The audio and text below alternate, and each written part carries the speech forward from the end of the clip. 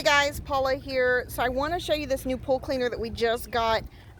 This thing is awesome. So I don't know if you can see our pool, how dirty it is on that side.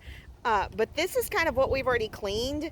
And I know it seems like it's really small. Like it doesn't have a huge head on it, but this little thing is powerful, and you can see all of the dirt that's we've already collected so far. So we're gonna go ahead and turn it on so you guys can see it actually working.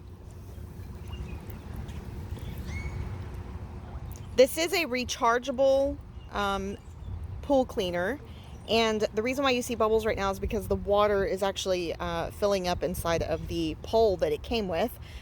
Yes, it is small. It's not, doesn't have like a really huge head, but this is actually picking up a lot of the like debris. It's got little brush on the end of it, so it's kind of like scraping the bottom, and you're able to go ahead and take the pool cleaner and scrape it across the bottom of your swimming pool, your hot tub, anything like that, in order to get all of those small particles that you can see on the bottom of our pool. So very happy with this thing. This thing is super nice. I really like it.